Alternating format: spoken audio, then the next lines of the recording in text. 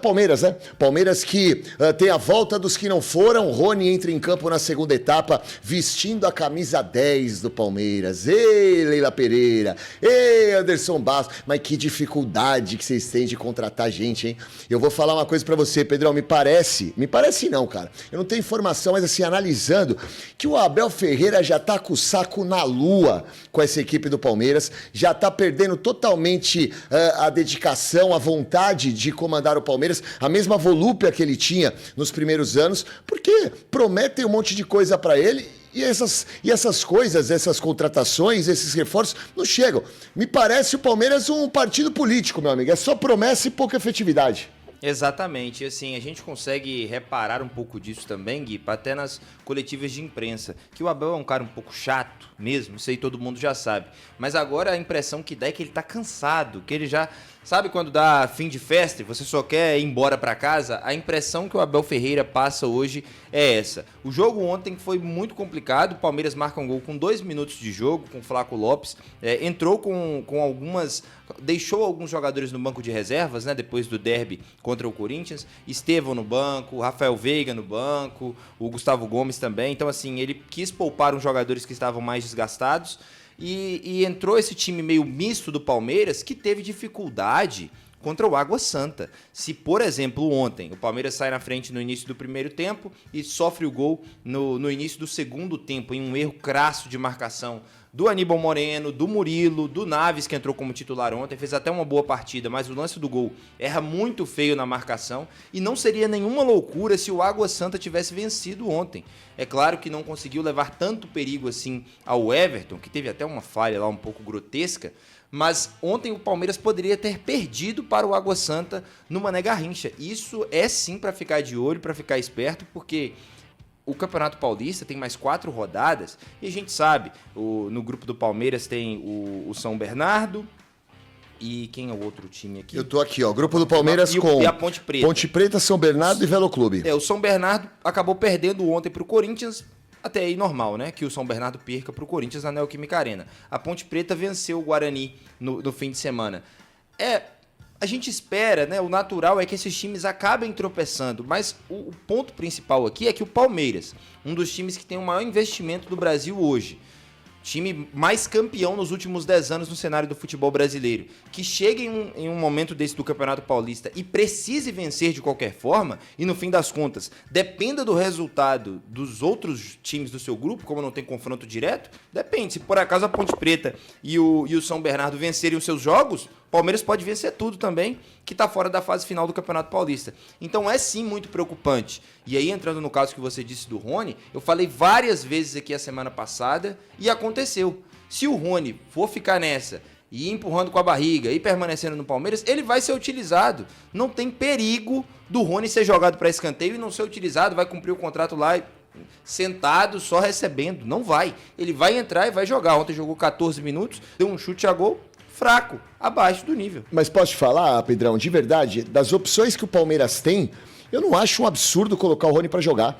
Não que o Rony seja um cara acima da média, longe disso. Pra mim, ele teve um lampejo de craque na época da Libertadores, que ele ganhou o prêmio, inclusive, de Rei da América. Vou falar pra vocês, os verdadeiros reis da América choram com esse prêmio pro Rony, mas eu não vou tirar o mérito dele. Mas, assim, eu acho que o Abel Ferreira coloca mais que numa questão de protesto até. Tipo assim, ó, bom, vocês não estão conseguindo negociar o cara, não estão conseguindo trazer um jogador pra mim, pelo menos eu vou colocar um jogador voluntarioso que corre e pode agregar nesse time do Palmeiras. Mas, assim, eu falei sobre o Palmeiras no Campeonato Paulista e disse aqui, durante a programação, que o Palmeiras iria fazer testes no Paulista, porque o Palmeiras não precisava ganhar o Paulista, não estava com aquela intensidade tão grande, não precisava dar a importância que o Corinthians está dando pro Paulista, mas também não dá para empatar com o Água Santa, não dá para entrar com o time reserva e não conseguir jogar. Como você bem disse, o investimento do Palmeiras é alto, folha salarial do Palmeiras é alto, não importa se você está pegando um time, se você está jogando com um time reserva, se você pega um time mais fraco, você tem que vencer. E o problema problema não é só vencer, é a falta de qualidade no poder ofensivo, se tratando do último terço do campo, como vocês gostam de falar. Palmeiras não tem qualidade na finalização,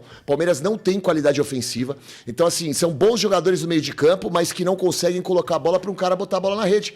O Flaco Lopes é o jogador abaixo em relação à qualidade que o Palmeiras tem, comparando com os jogadores de meio campo, que vão municiar o Flaco Lopes durante as competições. Em 2024, cara, ficou mais do que provado que o Palmeiras não foi campeão por conta dessa ausência de um camisa 9. E outra, você está sacrificando o Maurício, colocando o Maurício numa função que não é a dele. É que o Maurício é muito bom jogador, mas o Maurício está fazendo uma função que não é dele. O Maurício hoje é o artilheiro do Palmeiras no Campeonato Paulista. É um jogador de meio de campo, de articulação. Então, assim, eu vejo que o Abel Ferreira está cansado, está colocando o Rony, está fazendo tudo que pode.